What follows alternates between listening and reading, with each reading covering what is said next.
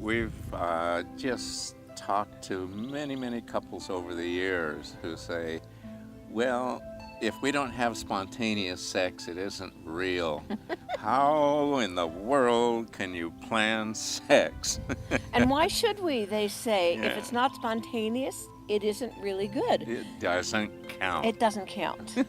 And then look at people's lives. They've got business and jobs and children and housekeeping. And it was okay when we were dating and we didn't have any distractions. But now we've got a life. I want to go back to that. It's so important, and this is my comeback when I'm working with people.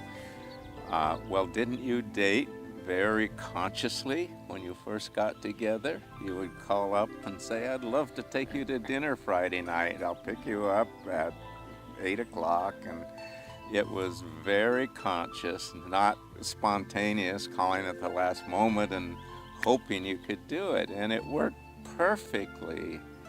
And there's this switch after we get married or start living together where now all these other things are important, and we can't have sex. Dates, planning it. Ugh! Well, okay, let's turn it around. You make a date for a week from now, let's say. You have the entire week to anticipate getting together and what that might be like. And maybe you'll leave little notes or whisper things in your partner's ear about how excited you are. Look at the build-up, at what we call foreplay. When does foreplay start? It could start a week before the date.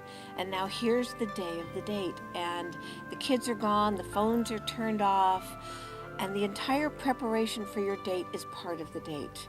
You set the stage by bringing candles in and flowers, maybe fruit.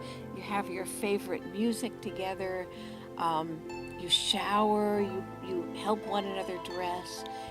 Everything is a beautiful and sacred preparation for this time together, which we call time out of time. Time out of time, where you and your partner are all that's important. The phone is off, the kids are handled, and just like it was when we started dating, the focus is right into you, my partner.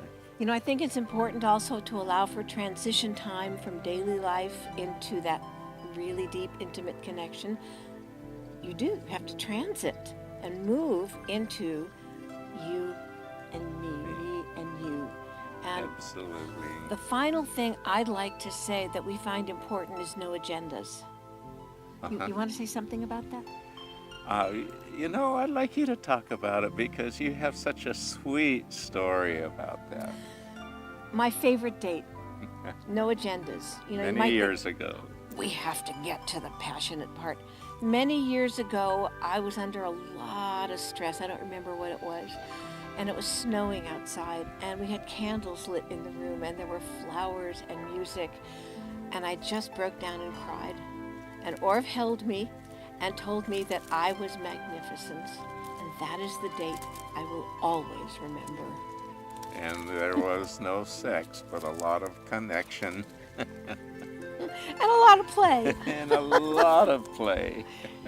So let the agendas go and just see what happens. The important part is your connection. You'll live to be together again. You betcha.